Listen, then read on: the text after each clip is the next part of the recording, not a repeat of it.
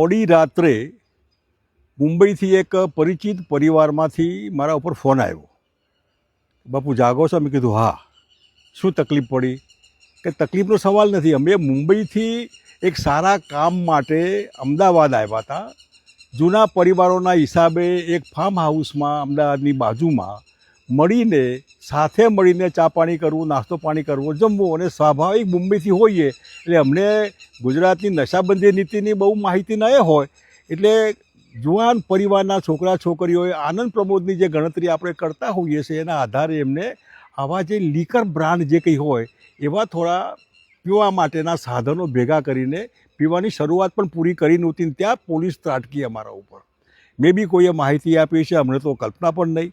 એક સારા પરિવારના જુવાન છોકરા છોકરીઓ, એક પરિવારનો 25 વર્ષનો કંઈક એમનો સિલ્વર જ્યુબિલી જેવું કંઈ હતું, એક આનંદનો પ્રસંગ એમનો હતો અને એમને કંભાકીય પૂરી માહિતી નહોતી માટે થઈને એમને આ દારૂનો શરાબનો ઉપયોગ કરવાનો નિર્ણય કર્યો. એમાં મેં જે દ્રશ્યો જોયા એમાં જુવાન દીકરા દીકરીઓ મોઢા ઉપર ઢાંકી દે, પાલવ ઢાંકી દે. હું ગુજરાત સરકારને પૂછવા માગું છું કે તમે આ જુવાનીને શાના માટે બરબાદ કરી રહ્યા છો? જે આખી જિંદગી એના ઉપર ડાઘ રહેવાનો કે આ દારૂની પાર્ટીમાંથી અમે પકડેલા આ લોકો. વચમાં વડોદરામાં પણ આવું કરેલું. એટલે હું સરકારને કહીશ કે તમે મહેરબાની કરીને આ નીતિને ત્યાગ કરી દો અને આ ખોટી નીતિ છે જે અમલમાં આવવાની પૂરી શક્યતા નથી.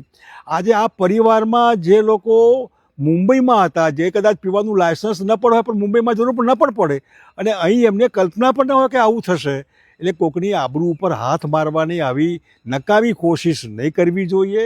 પોતાના ફોટા જોઈને એ લોકોને કેવું થાય કે સારું મોઢા સંતાડવા પડે છે અમારે. આ કોઈ મર્ડરનો કેસ છે? બહુ મોટી લૂંટફાટનો કેસ છે? બળાત્કારનો કેસ છે? બળાત્કારના કેસમાં તો ભાજપવાળા ફોટા પડાવીને સન્માન કરે છે એમનું. તો આવા ધંધા પોલીસ ખાતું પણ મર્યાદા રાખે. મહેરબાની કરીને આમાં જે થતું હોય એ કરે, પણ એમના ફોટા છાપવા, એમને બધું મીડિયામાં બતાવવું કરવું આ સારું નહીં. આવનાર દિવસોમાં હું ગુજરાતમાં આવું વિચારવાળા પરિવારો, નાગરિકો, ભાઈ બહેનો જે એવું વિચારતા હોય કે ગુજરાતમાં આ ખોટી નીતિ છે, આ આર્ટિફિશિયલ કૃત્રિમ કંટ્રોલવાળી નીતિ છે જેના આધારે ગુજરાત બરબાદ થઈ રહ્યું છે.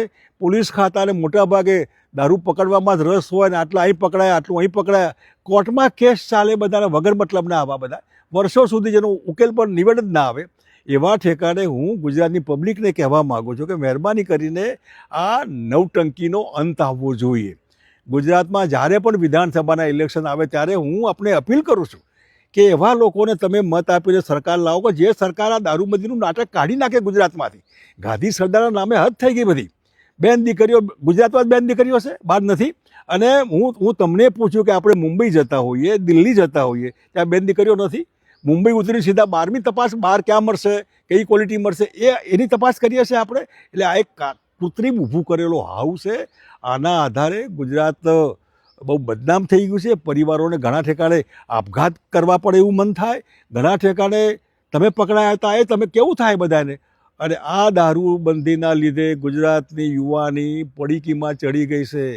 નાની પડીકીમાં બાટલી એને છુપાવવામાં તકલીફ પડે માટે ગજવામાં પડીકી પડી દે, ખબર ન પડે. આવી પડીકીમાં ગુજરાતની યુવાધન, સવિશેષ કોલેજના છોકરા છોકરીઓ બરબાદ થઈ ગયા છે. ગુજરાત સરકાર સમજે. ગુજરાત સરકાર ન સમજે તો પબ્લિક સમજે. આ મહેરબાની કરીને હું પીતો નથી ને કોઈ પીવે મને ગમતું નથી, પણ પીવાનું આ નવટંકી મહેરબાની કરીને આ ત્રાગું જેને કહેવાય એક જાતનું કમાણીનું સાધન, બુટલેગરોની ગુંડાગીરી, આ બંધ થવું જોઈએ અને સારી લીકર પોલિસી બને એવી સરકાર તમે લાવો. હું તમને વિનંતી કરું છું મહેરબાની કરીને આવનારા દિવસોમાં બહુ દૂર નથી, આ 26 શરૂ થઈ ગયું, 2026, 27ના એન્ડમાં ગુજરાત વિધાનસભા આવી રહ્યું છે. તમે જો ઈચ્છતા હોય કે શંકરસિંહ વાઘેલામાં વિશ્વાસ હોય કે આ દારૂબંધીની નીતિમાં ફેરફારની જરૂર છે, જેના લીધે ગુજરાતી પ્રજાને જે સોર્સ ઓફ ઇન્કમ થવાની, જે ઇન્કમ માટે કાઢી નાખવાના મતલબ હું નથી, પણ ઇન્કમ જે થવાની એના આધારે હું તમારા બાળકોને વિનામૂલ્યે શિક્ષણ કરવાના મતલબ છું. 0થી માંડીને પોસ્ટ ગ્રેજ્યુએશન સુધી ભણો, સારી કોલેજોમાં ભણો, નોટ સરકારી બ્રાન્ડેડ કોલેજોમાં, ફી સરકાર આપે, સારું દવાખાનું ઘરના વડીલોની ટ્રીટમેન્ટ માટે, હોસ્પિટલની જે તકલીફ પડતી હોય, દવા મોંઘી, દવાખાના મોંઘા એવા ઠેકાણે હું 15 લાખની તમારી આવક હોય તો હું તમને ફ્રી ટ્રીટમેન્ટના મંત્રું છું. તમે એપોલોમાં જાઓ, ઝાયડસમાં જાઓ, જ્યાં જવું હોય જરૂર નહીં સરકારમાં તમે જાઓ, પણ આનો વિચાર કરીને તમે તમારા ભવિષ્ય માટે, આવનાર પેઢી માટે મહેરબાની કરીને કૃત્રિમ અને નવટંકીવાળી આ નીતિના વિરોધમાં હો તો આવો અમારી સાથે સપોર્ટ કરો અમને. અને દરેક ઠેકાણે બહુમતીનો જ મતલબ હોય છે. અને બહુમતી ગુજરાતમાં હું માનું છું કે આના ફેવરમાં નથી, કે આ ખોટી દારૂબંધીના ફેવરમાં ગુજરાત નથી. અને સવિશેષ ગુજરાતો શહેરી અર્બન વર્ગ બે પૈસે સુખી થયો હોય અને ક્યાંક જેમ ચા કોફી પીતા હોય એમાં આની અપેક્ષા રાખો, ચાલો થોડું પીએ. આ પીવાવાળા સાકટા થાય છે ક્યાં? આ પરિવાર આવ્યું હતું એ સાકટું થવા આવ્યું હતું ક્યાં? એચ.એમ. પટેલ દારૂ પીતા, અમારા મકરંદ દેસાઈ પીતા, પણ એ દારૂ મતલબ આપણે સમજીએ છીએ એવું નહીં. એક વન કાઇન્ડ ઓફ પેક. માણસ જરા સરખી રીતે હોય ને જમ્યા પછી ચા પીતા હોય, કોફી પીતા હોય, એમ જમ્યા પહેલાં આનો ઉપયોગ કરતા હોય. ટોનિક જેવું છે અને એને ટોનિકના રીતે આપણે લઈએ, ખોટા જુદી અર્થમાં ન લઈએ. ગુજરાતમાં હજારોની સંખ્યામાં 30 વર્ષની નાની ઉંમરની વિધવા બહેનો છે, ગરીબ સમાજની. 2 બાળકોને મૂકીને પેલો ખોટું પીને મરી ગયો. એટલે આપણે સમજ્યા આવનાર દિવસોમાં એક નવી સાયન્ટિફિક પોલિસી આવે જેમાં ટ્રાઇબલના ગ્રેજ્યુએટ છોકરા છોકરીઓને આનું લાયસન્સ મળે અને સારું પ્રોડક્ટ થાય જેનો લોકો ઉપયોગ કરી શકે પોતાની તબિયત માટે. એવું સૌરાષ્ટ્રમાં મોલેસિસનો ઉપયોગ થાય, એ પણ સારી બ્રાન્ડ બની શકે, એ પણ તબિયતના ઉપયોગ માટે સારો ઉપયોગ થઈ શકે. આવો વિચાર કરીને પ્રબુદ્ધ અને સમજદાર નાગરિકો આવો વિચાર કરે અને હિંમતથી બહાર આવો. જેને કંઈ ગુમાવવાનું નથી એને આ બહુ ચિંતા નહીં કરવી જોઈએ. તમારા બાળકો ક્યાંક ખોટી રીતે પકડાય અને બદનામ થાય એના કરતાં આમાંથી બહાર નીકળીએ અને સારી પોલિસી બને, જેથી કરીને મહારાષ્ટ્રમાં હોય, દિલ્હીમાં હોય, કર્ણાટકમાં હોય, ચેન્નઈમાં હોય, આવી પોલિસી, જે પોલિસી દરેક રાજ્યોમાં છે જ, તો એની પોલિસીનો ઉપયોગ કેમ ગુજરાત ન કરી શકે? વિચારો અને આ નવટંકીમાંથી ગુજરાતને બહાર કાઢો. ધન્યવાદ. જય